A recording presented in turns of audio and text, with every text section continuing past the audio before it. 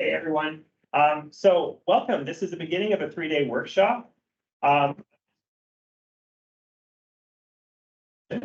Hopefully everyone can hear okay. Most of the workshop will run online with online presentations, but I happen to be here at the University of Toronto with a group of 7 of us or so. And we're sort of enjoying this together. And I hope that some of you, I can see Saskatchewan has a group there. I think McGill will have a group as well, maybe Victoria. So you're welcome to attend any way you'd like.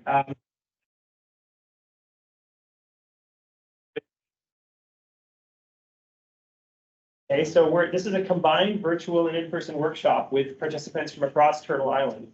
And so I wanted to begin by acknowledging the lands on which we all live and work. For those of us here at the University of Toronto, this land has for thousands of years been the traditional land of the Huron-Wendat, the Seneca, and most recently the Mississaugas of the Credit River. Today, this place and the others that we represent are still the home to many Indigenous peoples, and we're grateful to have the opportunity to work on all these lands. So with that, I wanted to welcome you to this 3-day workshop on the collaborative platform for CanASM. And this workshop, the main focus is an introduction to the Canadian River System model, CanASM. So I'll be just giving you an introduction to what CP4C is. That's the acronym for the collaborative platform for CanASM. We'll talk about the purpose of this workshop. We'll take an overview of the workshop, and then I'll finish with a few points I just wanted to emphasize before we keep going. Okay, so first of all, just to give you some background, we're talking today about CanASM. CanASM is really the main focus of this workshop, but I did want to make sure you understood the context about the collaborative platform for CanASM, CP4C. So CanASM is Canada's flagship Earth system model. It's a product, as it were, of the Government of Canada, of Environment and Climate Change Canada. It's an independent contribution to the international effort to build and apply Earth system models. CCCMA itself has done hundreds of thousands of years. CCCMA is the Canadian Centre for Climate Modeling and Analysis, and they've done hundreds of thousands of years of simulation that are stored on the CMIP archives and also on the archives of ECCC and the federal government. CanASM encompasses much more than just the climate model, although that will be the focus of this week's workshop. It also extends to products and other applications such as the Canadian Seasonal to Interannual Prediction System, contributions to decadal prediction, regional climate modeling, and many other applications. And in the last 5 years,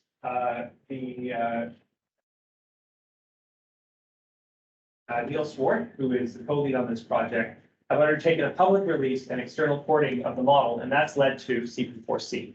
So what is CP4C? CP4C is meant to be the academic community's research platform to use CanASM. Okay. CP4C kind of has a formal affiliation with something called Atmosphere-Related Research in Canadian Universities, ARCU. ARCU is under the Canadian Meteorological and Oceanographic Society, CMOS, and it is a kind of wide open body of faculty across Canadian universities dedicated to improving the research environment in climate, atmospheric, and ocean science. The idea of CP4C is to provide a common platform, and I'll talk about the vision for CP4C in a slide or so. And we've actually got some resources. So we applied for computer resources for from the Digital Research Alliance of Canada, which used to be called Compute Canada, right? We call this DRAC, so you'll hear DRAC a few times. And also we have a proposal in to ECCC for support for this effort for CP4C, and that's a pending proposal that we're waiting to hear back about. But the idea, as I'll detail a bit here, is to provide a platform. So platform means a common resource that everybody can access to use CanASM outside of ECCC. And so this is a really new model, a new organizational model for using this Earth system model, since it is not a community model. It's actually something that is owned by the government of Canada in a sense, is intellectual property of the government of Canada. But in this way, we can collaborate with ECCC to use this model. And the aim here, the big picture is that we're trying to improve Canada's environment for doing climate science with their system models. And this is the mechanism to do it. So there's a timeline here. I definitely won't go into everything, but the point is that we have been working on this for about 5 years, it turns out. Okay, we're in year 5 of our activities. There are precursors to this, but basically, I would say that it's fair to say that Neil got this started by spearheading this port of CanESM to Compute Canada platforms. And I don't know the exact date, but it would be worth writing down, but I think it was 2019 or so. And then starting around 2020, we started having systematic discussions with ECCC on this whole idea of collaborative modeling, working together. Those discussions were useful in the sense it sort of set the stage for us proposing for resources, for coining the CP4C acronym. That was our proposal to the BRAC, okay, to be Compute Canada. And so we started running regular sessions and workshops. So we've actually had, this is our 3rd workshop. We had a workshop in 2021, 2022, and this is the 3rd one in 2024. Okay, we skipped last year because we were busy with other things. And we've also had annual sessions at CMOS that they're not exclusively about CP4C, but they're sort of that idea that we are doing a lot of our system modeling in Canada, coupled ocean atmosphere modeling, sometimes with carbon cycle and biogeochemistry. And it's really worth getting together to talk about it in our national meeting, which is the CMOS meeting. So we've had, I can't believe it, but this will be our 4th CMOS session that we'll be having at the next CMOS meeting. So those have been another successful way to go on to keep working. So what's coming up is that in this year is that we are in the middle of a series of bi-weekly meetings of our working group for the CP4C. And we committed to Compute Canada as was to have a workshop like this to kind of report on progress. And now that things are really starting to come together, we're looking ahead to our next proposal, which would be a renewal proposal for our resources, and that will be submitted this fall. So that's part of what's driving this workshop.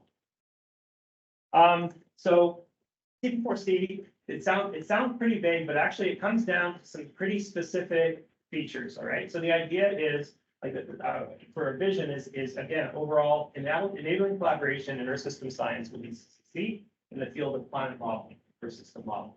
Right. So what we want to have here is a technical workflow. All right. So when I say workflow, it's sort of an end-to-end description of what you need to do to use an earth system model to do science. And we want that to be recorded and documented so that new people can come in and start using the model. We want to keep that documentation up to date. We want to have realistic scientific research examples for people to use as templates. We want to have get together to ask for modest compute resources. And we'll talk about why that word modest is there later on. And that's what we've got. We've got some resources for people to test simulations and start their projects, and that's what we aim for CP4C. And then ultimately, as we go on, we want to be able to interact with ECCC, with CCCMA, to update the model and have a two-way flow of information. So right now, we're mostly focused on applications, but ultimately what we want to do is to be able to create new versions of the model and help CCCMA advance the model's capacity. And sort of at the end of it is a way of describing our collaboration, just a user policy that is also part of CP4C. What's the best way to use the model? And also, how will that interaction with the government work? So we're working on all these aspects. So there are people behind this. So I'm a professor at the University of Toronto here in physics. Neil Swart is a scientist at CCCMA, who's the head of a couple model development there. We have our project manager, Katie, who is visible, I think, hopefully. And then we have a steering committee consisting of Paul Myers at Alberta, Clint Synan, also at CCCMA, Ivy Tan at McGill, Matthew Toohey at Saskatchewan, and Kirsten Ziegfeld at Simon Fraser University. And I've been leaning on them for lots of input. It's been a great working relationship so far. We have a working group, as I mentioned, which I welcome you to join. And it has people at all career levels. So you can be a student or a postdoc or faculty. You're very welcome to join.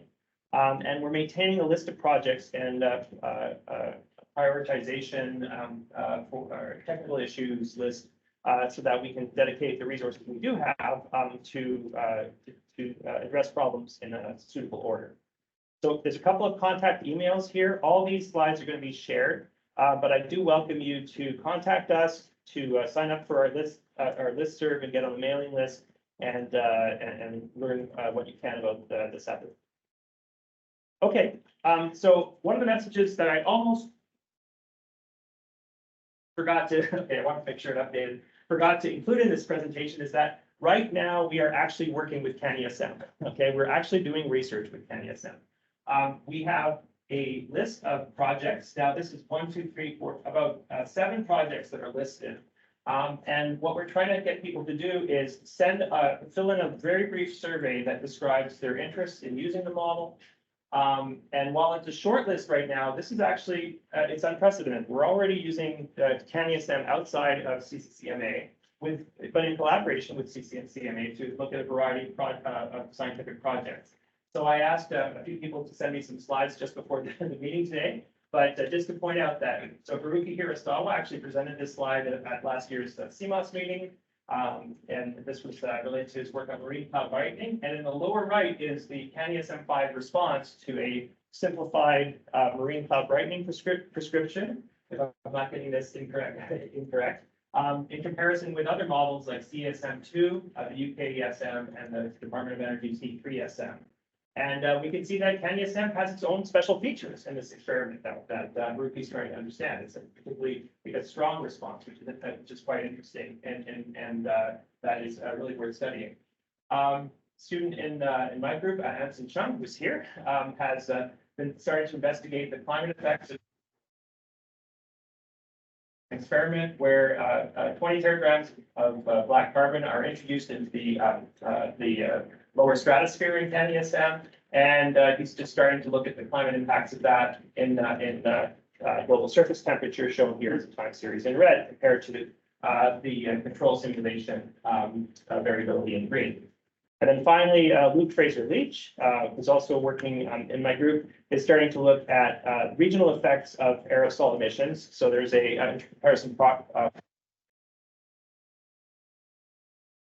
project. This is actually not a regional aerosol project, but it's showing like the initial pattern of using a signal-to-noise analysis. It's the initial sort of dominant pattern of response in these ROMIC simulations, and it's just getting going with those. So all these simulations were carried out on DRAC resources using this version of the model that's been ported. And so this is just to say, this is something you can do too.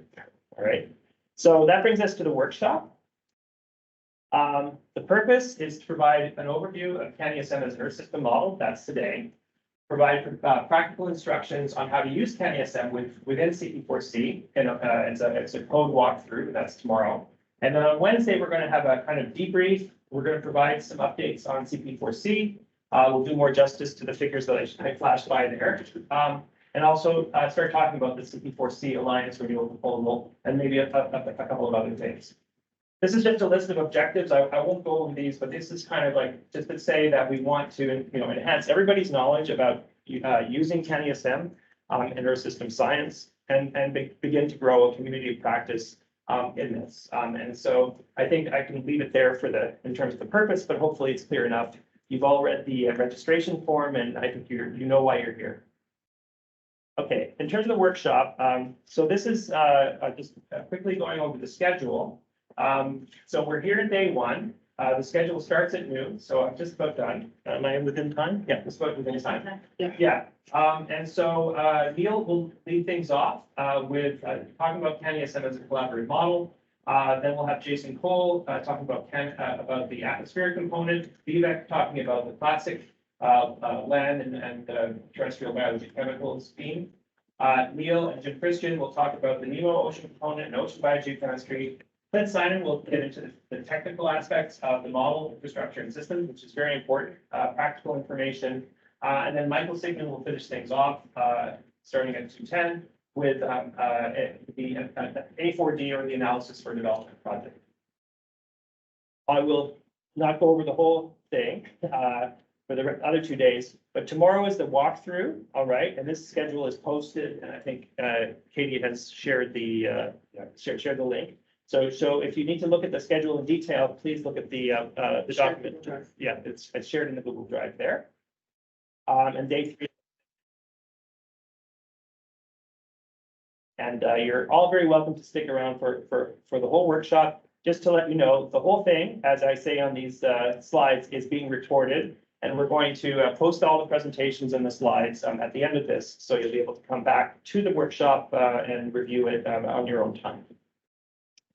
I'm really, really pleased to see the number of registrations. So last night I downloaded this list. This is 71 registrants. It doesn't include you or me, I noticed. So there's at least 73 people who are formally attending. And I really like to look at this distribution of people. So orange here means graduate students, all right? That's the largest group attending. But we have postdocs, we have faculty, we have government staff, of course. And even a handful of undergraduates coming in. So it's really nice to see everyone. I think this is just not a normal kind of event. It's a really special event, and I'm very pleased to see such good attendance and interest. Okay, so just to wrap up. So I just want you to realize that CanyaSim is actually an amazing Canadian product. 40 years of work has gone into developing this model. All right, and the models, in a sense, the model has been used for both weather forecasting and climate research in Canada for 40 years. Millions of dollars and a ton of expertise, blood, sweat, and tears. All right, and we're getting access to it through this kind of initiative. So BCC is reaching out here. It's really significant, and we are in a position to start doing research with CanyaSim right now, and you can get started too. But this is kind of a warning, right? This is not a formal training workshop. This is not a product where you can just go in and start using it, like with a simple click. You have to get your hands dirty. This is a technical project. Earth system modeling is complicated. It's hard, and you really need to know some background to do well. So what I encourage you to do is look at this as a really great starting point. I can see that CMA has put together some great materials. And so you're in for a treat, a really good educational treat. And so I'm confident that, in the coming weeks to months, you'll be able to get started working with CanyaSim. I want to point out, for example, that Anson, sorry to spot you or sort of put a spotlight on you on a national audience, but Anson started in September, right? And by November, he was running the model and actually doing experiments, and he had no background in Earth system modeling running. Right? He'd done some analysis of climate simulations, but was actually doing meaningful experiments within a couple of months. And that is great. And the documentation was just kind of getting all polished up then at that point. So I think it's really great. So keep in touch with us, and we'll be back in touch as the CanyaSim or as the C4C part will on day 3. And enjoy the workshop, and I'll leave it there for now. I don't know if we want to have any discussion at this point or just kind of jump into the next phase. Are there any quick questions before we get started? They could be of a practical nature or of or something more general. But there will be time for discussion during each day.